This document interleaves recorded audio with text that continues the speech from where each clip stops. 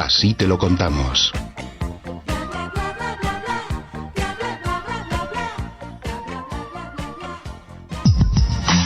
Mucho más que emociones. Mucho más que pasión. Así es el espíritu de tu radio. Pues bueno, aquí seguimos en Radio Fundación Casa de España en México. Pues estamos debatiendo aquí con una tertulia en cuanto a, bueno, pues a un suceso que ocurrió hoy hace 14 años, que fue los atentados de las Torres Gemelas. Antes quiero recordar que tenemos pues unos buenos amigos que bueno, pues trabajan en el World Trade Center, precisamente hoy en el World Trade Center es complicado decirlo, pero así se llama el edificio que hay en México, en el Bot Spa. Ellos son unos profesionales que nos ayudan con masajes, recomponiéndonos la espalda, que el otro día estuve yo allí, es fantástico. Están en la planta 31, en el local 15 del World Trade Center, que todos conocéis, y el teléfono es muy fácil, 9030-59, 9030-59, preguntar por Maite, que os va a atender estupendamente bien sobre todos estos temas. Pues continuamos con esta pues debate que estamos teniendo con Laura, Jesús y en este caso también con Santi. Nos contabas, Jesús, que te he cortado un poquito por el corte horario. Bueno, he sabido que el día del atentado de las Torres Gemelas, pues realmente estaba la familia Bin Laden y precisamente los Bush ayudaron a que pudieran salir tranquilamente del país. Quiero decir que todo esto es muy extraño.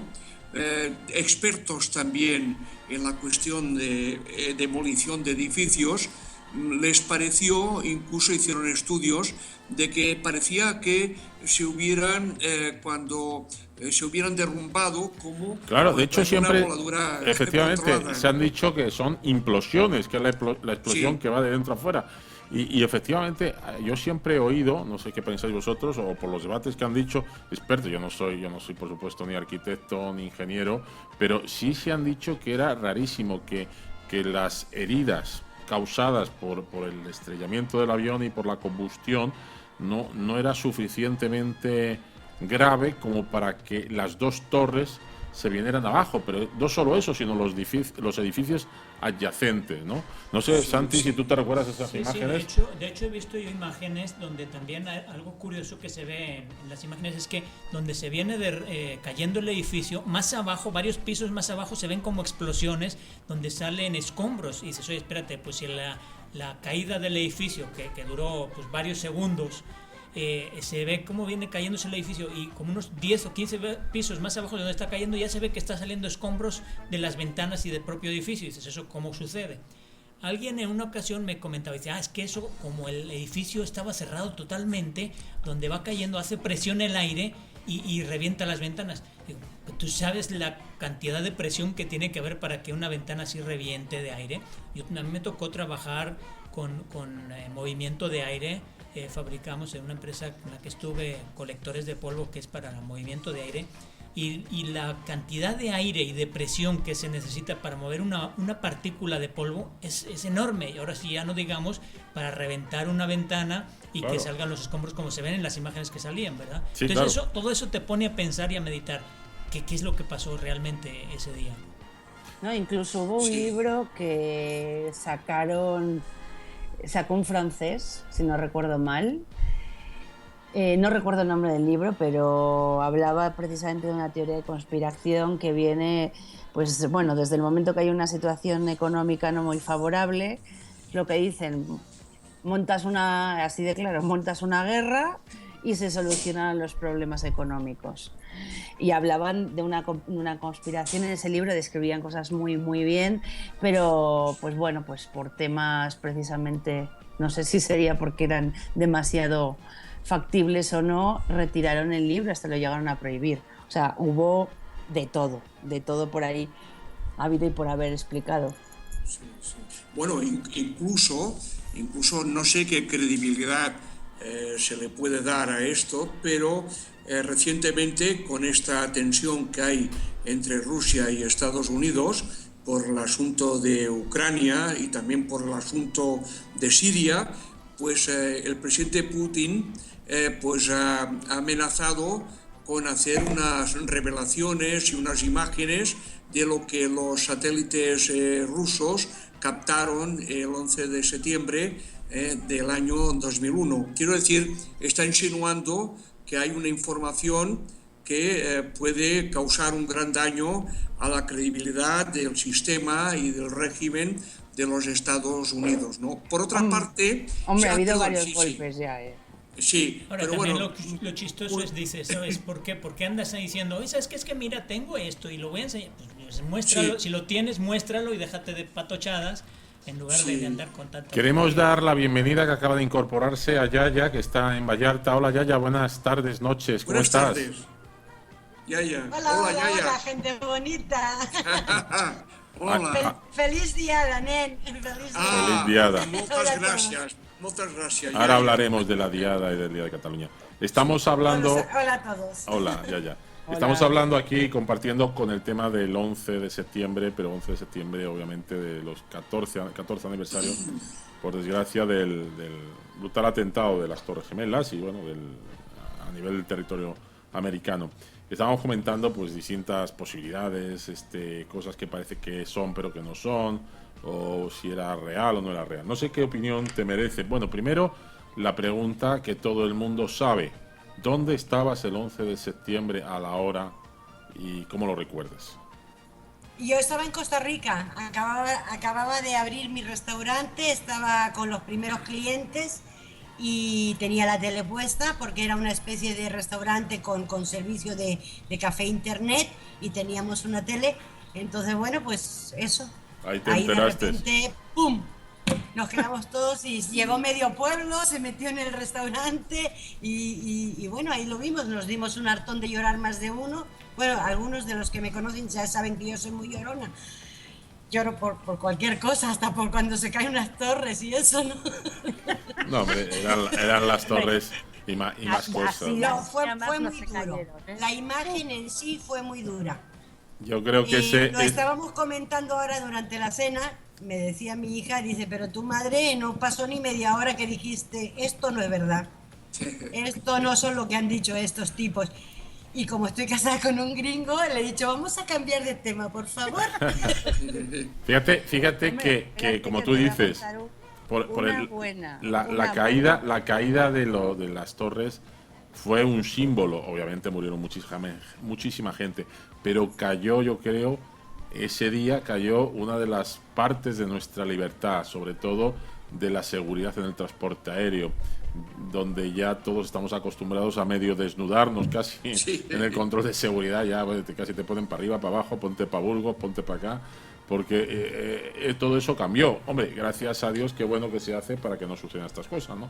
Es mucho más que eso. Sí, obviamente. Que no sabes la que me pasó a mí. Esto fue un martes y yo el sábado volví a Madrid y mira, pues una situación rara en la cual, bueno, pues a veces, como no están acostumbrados los no hispanoparlantes a tener dos apellidos, mi apellido, el segundo, que es Gil, pues para algún, pues también es nombre, pues entonces me pusieron no sé qué González, señorita González.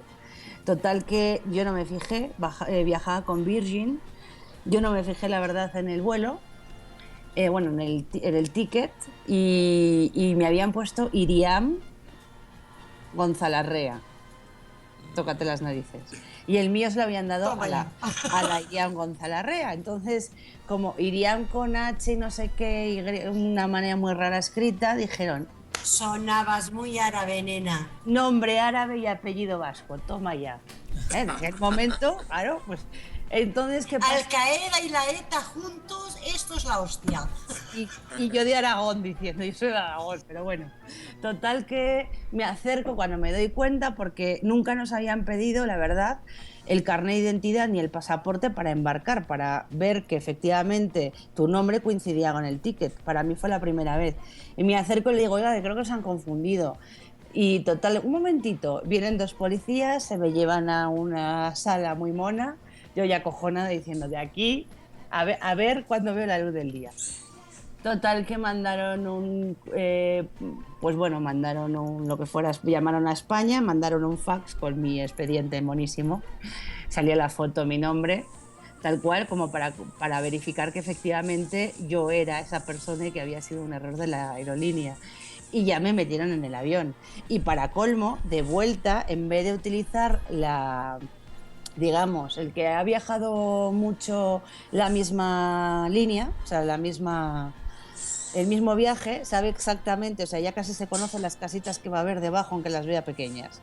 Bueno, pues cambian la ruta por temas de seguridad y nos sacan, en vez de venir Bruselas-Madrid directo a través de Francia, que no hay ni una gota de agua, como quien dice, de repente nos sacan por el Atlántico y nos meten por Portugal.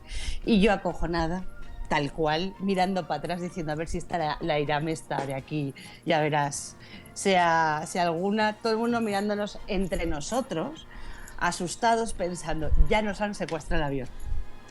Te lo juro, o sea, fue una sensación hasta que al final... Es que fueron muchas cosas, ¿no? Fueron muchas cosas. Fue un tema de seguridad de aviones, fue un tema de pérdida de libertades personales. O sea, desde entonces los gobiernos están autorizados a leer todo lo que escribimos, saber todo lo que hacemos. Sí. O sea, hemos perdido nuestra identidad o nuestra privacidad o como se quiera llamar. Bueno, de hecho, es que no es que la estemos perdiendo, es que muchas veces hasta uno mismo está renunciando a ella en aras de la seguridad. Y dices, sí. No, pues como no tengo nada que esconder, pues que me miren. Pero la cosa es que te están mirando hasta dentro de los calzoncillos. Pero es que el día que les da la gana utilizan tu expediente porque has dicho 3 veces la palabra bomba y 5 veces has puesto Al Qaeda. Y resulta que eres un terrorista. Acabas en Guantánamo porque no tenías nada que Oye, aquí en el control me están saliendo que tú ya estás diciendo bomba más de 3 veces y estás haciendo... A mí me han detenido en varios aeropuertos Fue entonces, ¿no?, que se puso en marcha la red Echelon, ¿no? Sí. En la cual tú decías la palabra Bin Laden y ya está. Si tú entrabas en Estados Unidos a cabo de 3 meses, ya te metían allí, ya no pasabas ni por migración, ¿no? Quiero decir, esto me recuerda también un poco el atentado de Charlie Hebdo en París, que también parece un atentado de falsa bandera, que servirá pues para concienciar a los europeos con el peligro de los musulmanes, ¿no? Y yo quisiera hacer también una referencia muy breve a otro atentado de falsa bandera, cierto, no es conspiranoico, en el año 1898, en que Estados Unidos incendió un acorazado que tenía fondeado en la bahía de La Habana para justificar y declarar la guerra a España, ¿no? Y liberar a Cuba para que pasara a sus manos. Y quedarse con Cuba. No, es que además lo mejor es que nosotros estudiamos eso en la escuela, como pues bueno, la independencia de las colonias, en este caso independencia de Cuba. Y de repente me voy, cuando vivía en Washington, al cementerio de Arlington y veo una placa, guerra hispanoamericana. Y digo, coño. Ay, perdón, que estamos en la radio, pero bueno, digo... El coño es igual en la radio que en la tele, cariño. Y digo... Pues digo, ¿y cuándo nos hemos puesto nosotros en guerra con los americanos? Digo, esta es nueva. O sea, también cada uno cuenta la historia como es normal, y eso se ha demostrado a lo largo de la historia de una manera, pero te juro que me quedé con una cara de ¿what? Nos hemos puesto en guerra. Tanto con lo de Cuba como los últimos de Filipinas, ¿no? Que decían cuando claro. Se perdió Filipinas también. Fíjate que viendo todo esto que estamos comentando, sí es cierto, o a mí me lo parece, que lo que estábamos comentando, por un lado, de las Torres Gemelas, por el otro lado, que nunca ha habido una imagen, y creo que Laura lo comentaba antes, del Pentágono. En el Pentágono se ven unas imágenes de una cosa que aparece así, que hace ¡pum!, y de repente explota, no se ve ningún avión. Aparte, mira, los que somos aficionados o medio pilotos, todo el mundo que tú le preguntas, un edificio de la altura que es el Pentágono, con un Boeing 767, estrellarlo allí, yo te digo que es casi imposible, por no decirte, bueno, vamos a decir que es muy, muy difícil, por no decir que es muy imposible. Entonces, si es